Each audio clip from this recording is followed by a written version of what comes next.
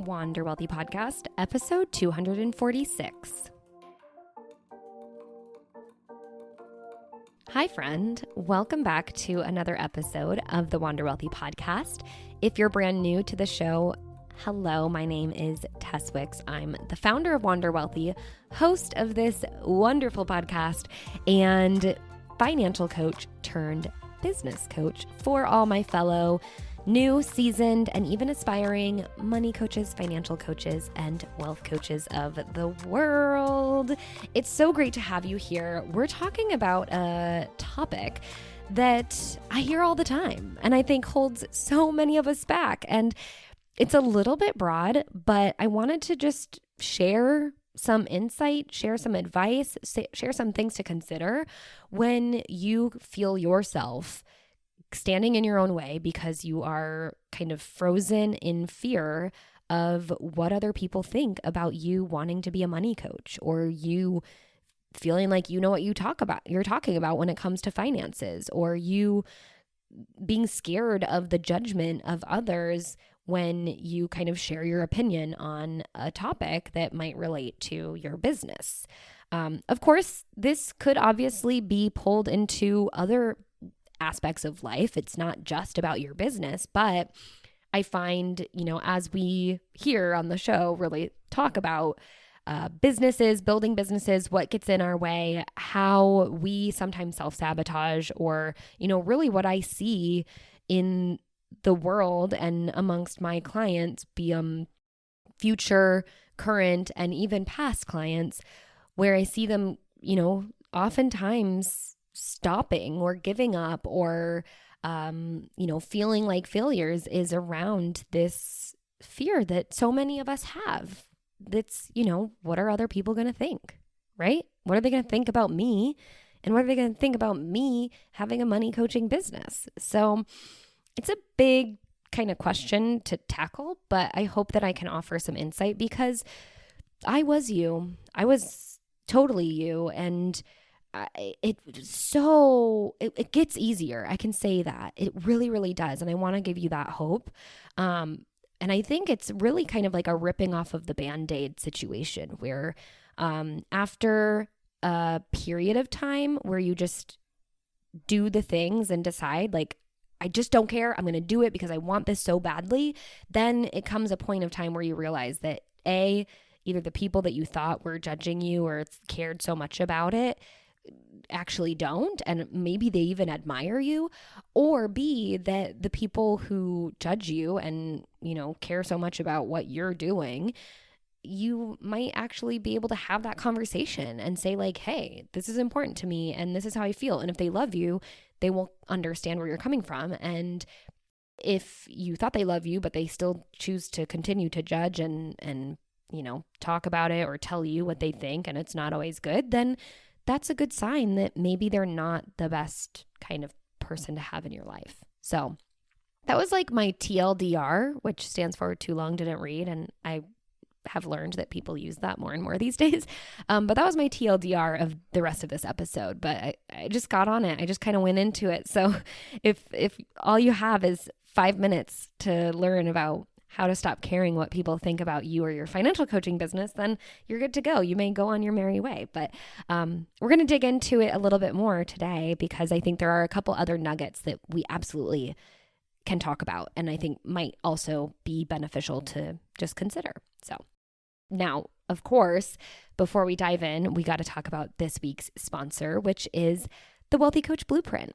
It is my 12-week business building program for money coaches, financial coaches, and wealth coaches. And in that 12-week time frame, which is 3 months, what I find is that it gives a container for my clients to really take focused action. And I provide them with an 8-phase curriculum that really steps them through where they need to be focusing on their business and what to do within each week and within each phase. And that helps enormously when you're building a business and there is no roadmap or blueprint out there. And you definitely didn't learn how to do that in school. So we provide that inside of the Wealthy Coach Blueprint. But I also find that it's really helpful as it relates to this week's topic, right? When we care so much about what other people think, it's so much easier to give their opinions power when you don't have a mentor and when you don't have other people around you who have done it. And I find, one of my favorite quotes, which isn't always accurate, but I think it is really helpful, is that no one will criticize you who's further along than you in the thing that you are doing and that you're worried about being criticized for. This was something that I really needed to hear back when I was doing my YouTube days. I have since not decided to continue participating in doing YouTube, but when I was doing it, YouTube is a place where criticism happens a lot more frequently and easily than any other platform that personally I have ever been on. And in that case, I needed to know that the people who were making videos and, being really successful at it, they weren't the ones coming to my channel being super negatively critical in a way that isn't helpful. I wish they would come and leave a comment on my videos, but they weren't doing that. They were too busy and they had too much else going on. And if they saw my channel, they'd probably think oh, good for her. It's cool that she's also doing this. So it was only ever the people who were not in that position, that maybe weren't even interested in creating their own YouTube channel and had no idea the effort and the, long hours and times of thinking, oh, I don't want to make people mad or rub people the wrong way, that went into creating those videos. And so then you create a video, and if people are critical, you realize, oh, but they don't have their own channel and they aren't doing this and they're not trying to pave that path. And so I think that really helped me. And I think it helps my clients too when they are able to join the blueprint and see that, this is a place, this is a community, and this is a circle of people who are really focused on paving this path and creating offerings in this, fairly new career and industry that we are working within.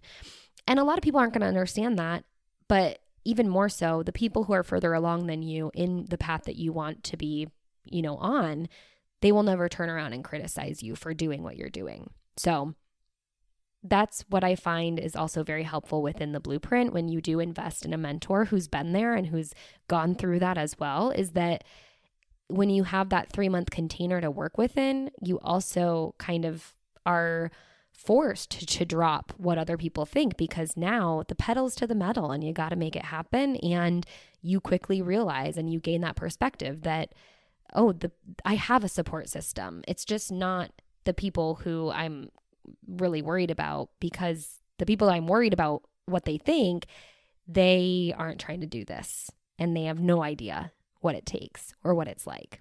So anyway, somehow I made the sponsor bit of this episode also part of this episode. But if you want to join us in the next round of the Wealthy Coach Blueprint, you can head to wanderwealthy.com/apply. Of course, on that page, you'll also get all the other details about what's included in the blueprint, not just how to stop caring what other people think of you and your business. But if that's a thing, I do feel that being in this program helps enormously with kind of neutralizing those thoughts and those fears. So wanderwealthy.com/apply.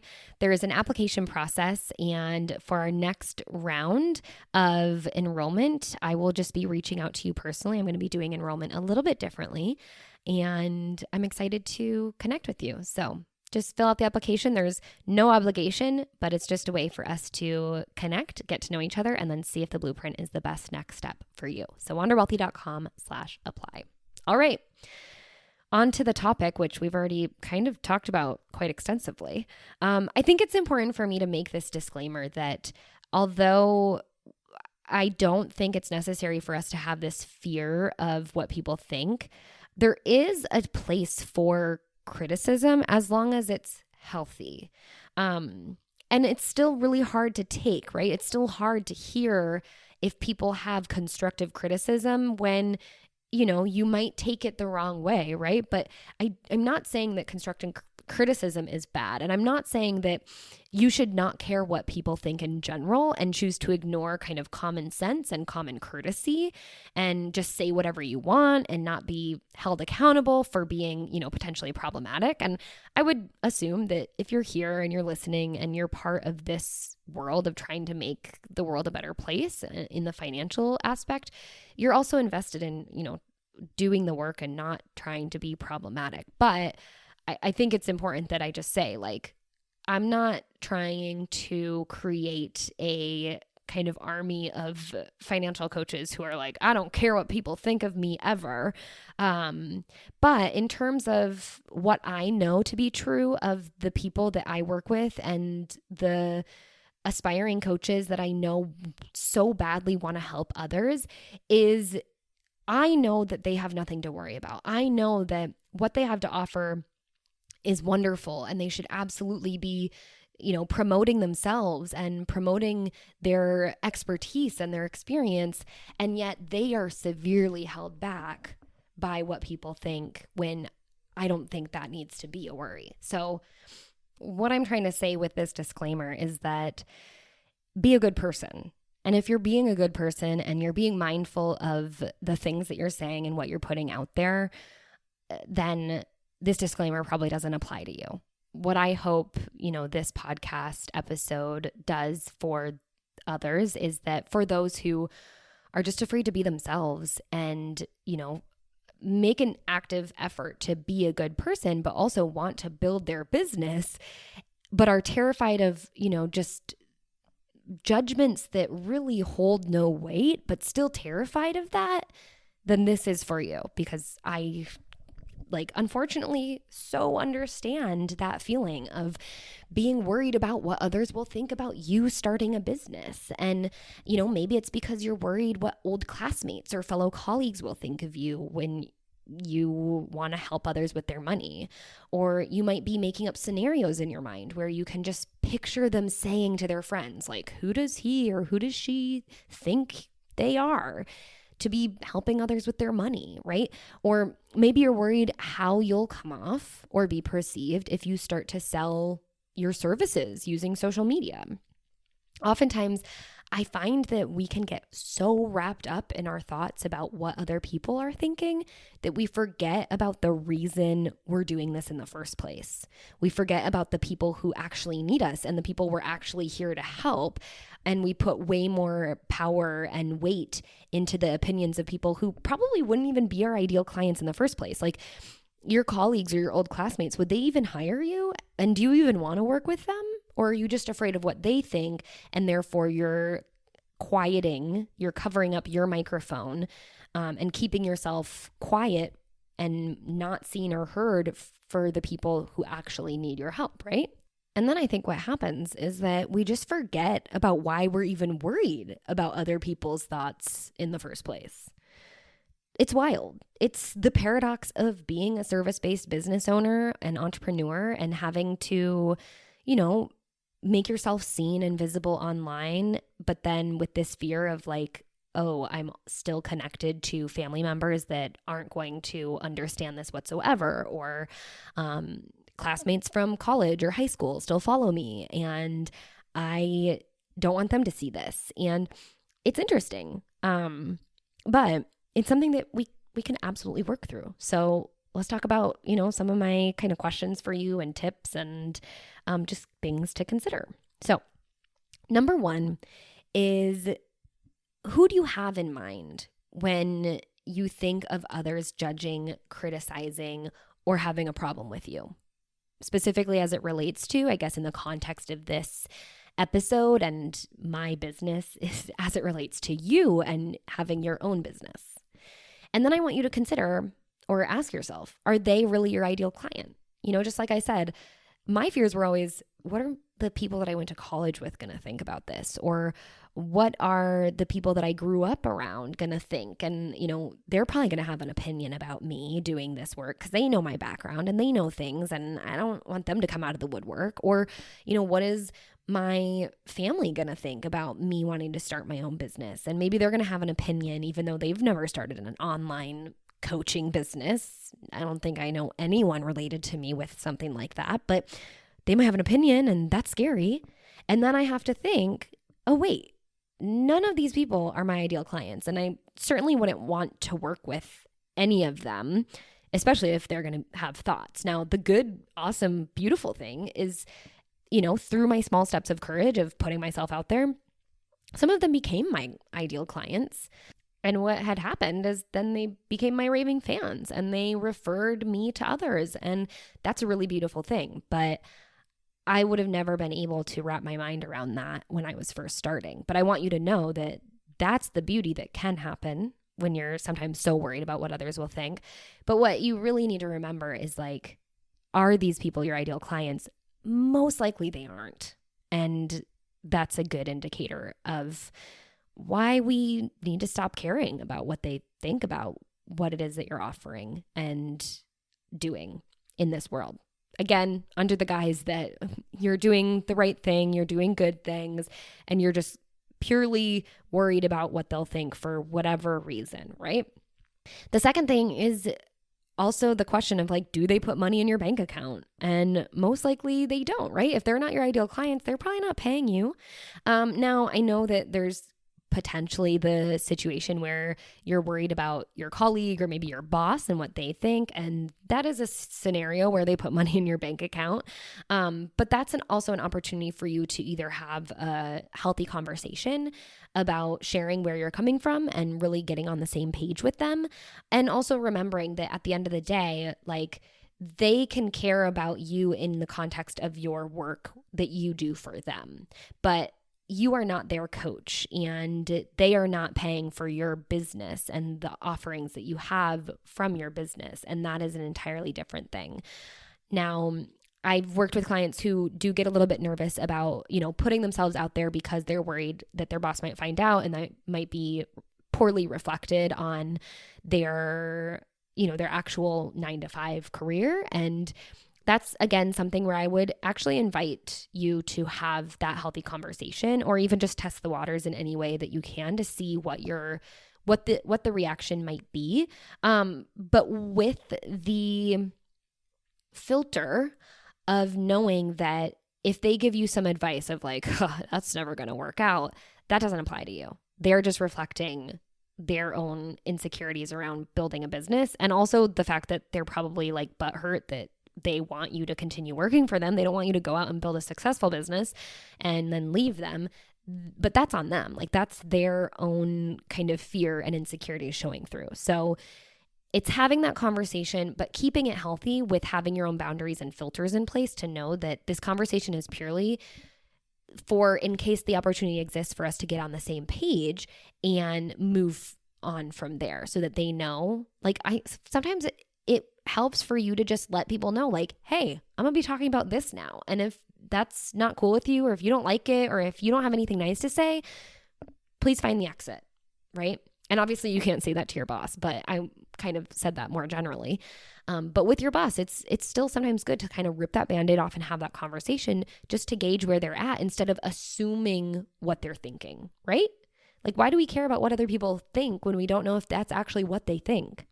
So see if you can't figure that out first and foremost.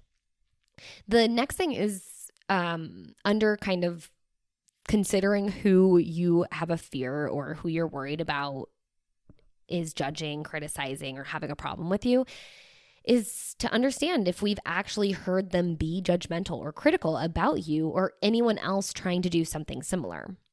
And ask yourself that question, because do we have evidence or do we not, right? Are we just making this up in our head and it's becoming a bigger thing and it's really just a fear and it's not a fact? If we do have evidence, we need to understand why they might have those thoughts that create such a compelling feeling for them to have to tell you about it and to have even an opinion about it, right? And then consider if you can just send them grace. And like, I know this is so cliche, but like, send them love. Because that's the way more powerful position to be in, right? Send them grace for what it is about you or others and the actions of you or the actions of others that's triggering them so much, right? Where what is the thing that they're so afraid of if you find your stride doing this business? And obviously, like if it's a boss, they're afraid of losing you. Or maybe they have failed business ventures that they're like, well, if I couldn't do it, then you're definitely not gonna be able to do it. Or, if this person does it, then that'll make me an even more failure. Whatever those like internal thoughts they might be experiencing. And just the fact that they're experiencing those thoughts, we can send them love and send them grace and say, hey, like, you don't have to tell them, right? You can just like do it in your own head and know that you're better off. You're doing fine. You're doing just fine. And it's not you.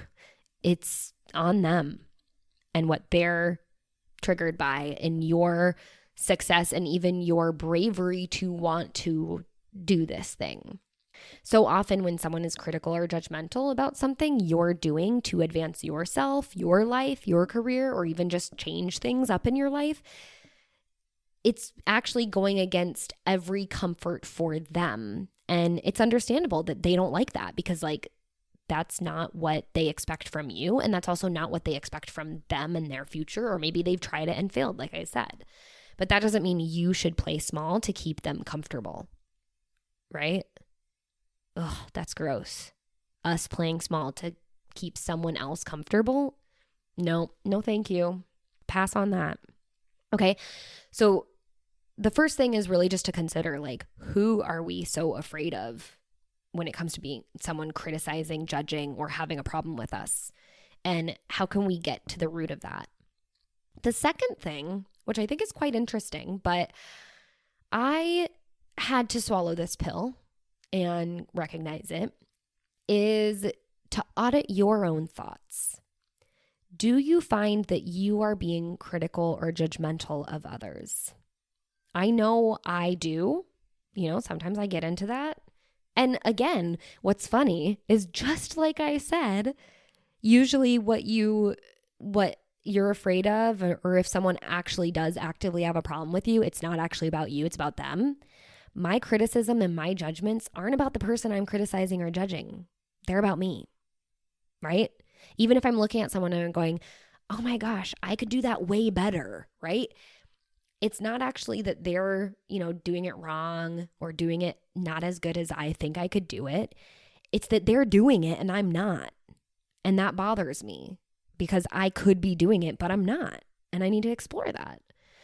So I'm always working on this. And when I find myself like feeling that comparison, that critical judgment, whatever it is that isn't healthy, like there can be healthy comparison. It's not always good, right? Comparison is the thief of all joy, but I think that sometimes you can feel influenced or you can feel inspired, and that can be okay. But when you find it going bad, when you find it going on the other side of that pendulum, then that's where you really need to stop yourself and go, okay, this isn't healthy for me. This is just bringing up my own insecurities. And it also then oftentimes perpetuates itself into this situation where you then have a fear of being criticized too, because you're doing it. And yeah, you gotta get yourself out of those bad habits. So I find when I'm being most critical of others is when I'm also most concerned about what others are thinking of me. So sometimes you just gotta take your own medicine and then apply that medicine to yourself. Did that make sense? Probably not, but you know what I'm saying. The third thing is that your value as a business owner and as a person is not contingent on being liked. I read this somewhere and I loved it. It's not mine, but I don't know where I read it, but I loved it. So I'm sharing it with you. And you can pass it on, but don't say it was from me because I did not make that up. But your value as a business owner and as a person is not contingent on being liked. Wow, can we get that tattooed on the palm of our hand? Because I need to be reminded of that all the time. Because here's the deal. It's actually impossible to please all people. You probably know that meme. It's like, you can't make everyone happy. You're not pizza. But guess what? There's still people who don't like pizza. Is that pizza's fault? No. But, I don't think I'd ever understand why there are people that don't like pizza, but there are people that don't like pizza. So like even pizza can't be liked by everyone. So that meme is false. I'm sure it's about a different food group, but still, like, there's people who have problems with everything. Nothing can be equally liked. And I will challenge you. If you can think of something, send me it on Instagram. I'm at Tess_Wicks. If you want to hit me up, I'd love to hear what you think everyone has a similar positive opinion on, and send that over. But I don't think it exists. And that applies to you, unfortunately, but that doesn't make you any less valuable, right? And there's not really anything you can do to try to be liked more. It just is what it is, right? Pizza can't do anything. They can try to add pineapple, but I personally think that's disgusting. And so the reality is you just can't do anything. And it's okay, because you're not supposed to be liked by everyone. And in this business, you know, if you follow the rules of the riches are in the niches, right? Niching, then you don't need to be liked by everyone. You just need to find your tribe. So remember, if you can't be liked by everyone, remember why you started this in the first place. Who are you serving by showing up? It's probably not the people who don't like you. It's probably not the people that are criticizing or judging you, which means that they can kindly excuse themselves and you can focus on showing up and not dimming your light to make other people comfortable. Remember that. We're not doing that. That stuff is out the door. So you have to do what's best for you, your business, and also your future clients and your current clients if you have them. And that means showing up, being bold, selling your service, and changing some damn lives. Okay? So an optional thing that sometimes I do pass on to my clients because I think it can be helpful and necessary, even if it might feel very, very difficult, is to audit those relationships. So the people who might actually be critical and not be positive in your life in a way where it's not a positive critical thing, everything that they say actually gets you down, then it's probably not serving you, right? It's like going back to, I don't know, elementary school. If you don't have anything nice to say, don't say anything at all. And that's what I wish we could say. And I think we can technically say it as adults to the people who aren't helping out. They're not doing anything, and they don't come from a place of understanding, and they're just trying to make a ruckus. They're just trying to get you to blow your light out. So building a money coaching business is not in any way harmful to you. So if someone is saying things to keep you from pursuing something you're really excited about that poses no harm or even in a lot of ways financial loss to you as a person, then what's the real reason that they're saying these things? Right? Their words serve no purpose and are just coming up from a place to try to hurt people. Again, going to that cliche of hurt people, right? There's something that they don't like that, you know, maybe they're thinking like, oh, I'm going to help them by telling them what I think and giving them a piece of critical, I don't know, ideas, thoughts, my opinion. But that doesn't help anyone other than makes maybe them feel good for a moment because they got it off their chest. But if they think they're helping you, they're not doing anything like that. So sometimes it's better to audit those people out of our life. And that might sound harsh, but it's equivalent to, you know, if you're someone's money coach and that someone has a friend that shames them for wanting to save money for their future, like that person is not a good friend. They don't care about that. They don't care about your client and your client's goals and dreams. They're trying to shame them for something that they actually really want to do for themselves. That is a good thing for themselves, but they're, for whatever reason, they're feeling insecure or they're feeling left out or they're feeling left behind, and therefore they're trying to stop your client. Now think about that. As the coach, what would you tell your client to do? If they're so worried, like, oh, my friend thinks that me saving money is lame and is what broke people do, and I don't want to be broke, and I don't want them to not be my friend anymore. I don't want them to judge me. You know, that might be an opportunity to have that really, you know, honest and serious relationship about what that's doing to your client's well-being. So I know that, you know, you might also have a family member who has these opinions, and that isn't as easy to just quote unquote cut ties. But I do think that you can put boundaries in place and limit your interactions as much as possible. So sometimes that means when you're spending time with said family member or members, you have to put on your suit of armor to prepare for those interactions and just know that like you're going to guard yourself in certain ways to protect yourself from the negativity or harm that they're trying to cause to keep you from doing what is actually good and beneficial. And in a more like digital sense, that might mean unfriending them on Facebook or Instagram or whatever platform you're using, or at least doing what you can to hide them from the things that might trigger them to say something to you that would then make you feel like you shouldn't be doing what you really want to be doing. Okay. At the end of the day, someone else's opinion of you is none of your business. Again, another little quote that we've probably heard over and over again and has kind of turned into a cliche, but it's the truth, right?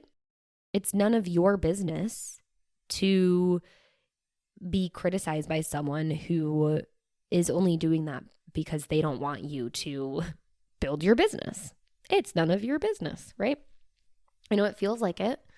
I know you're afraid of what others will think, and that fear is what's keeping you from doing the things you know and even want to do. But living your life to please others and fit into their box of what they think you should be doing and how you should be acting and playing small in all those sorts of ways will only make you more miserable. And the only person you have to spend 100% of your time with is you.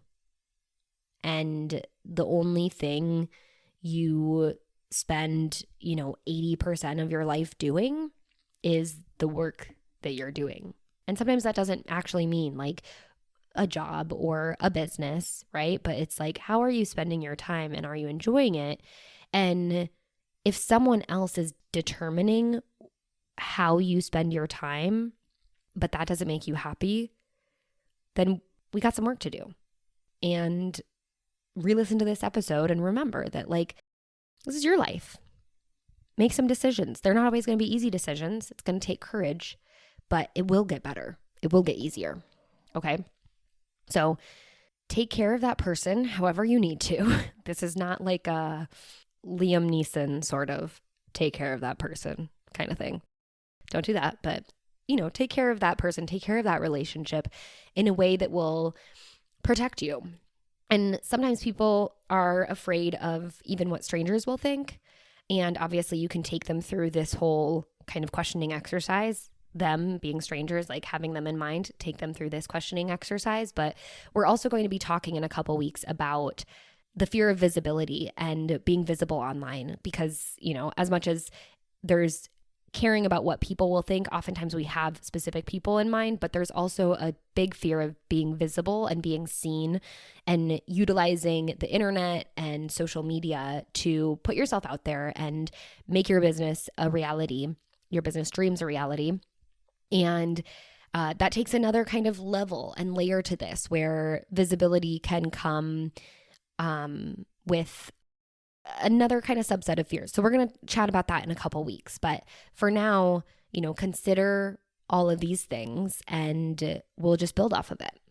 So to close out, remember, you're the only person that matters when it comes to what people think of you.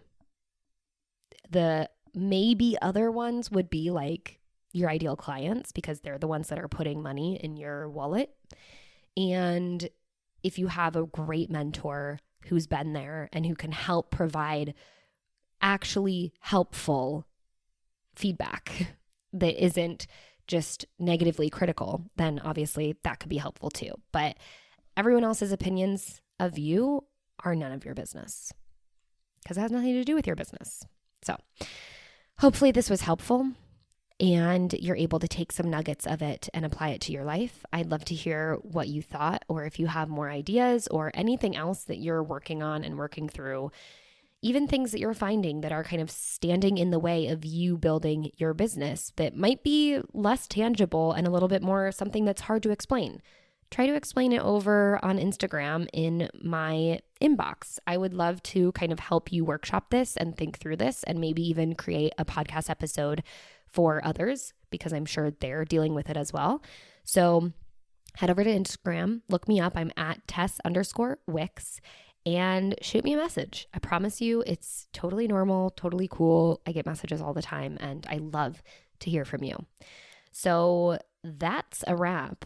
Don't forget to sign up for the Wealthy Coach Blueprint. Enrollment is going to open up for this next round near the end of the year. And we have a new kind of application process where you actually fill out the application right here, right now.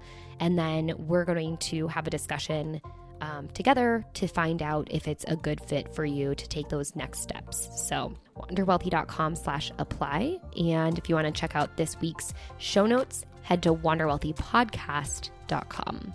And until next time, I hope you wander wealthy.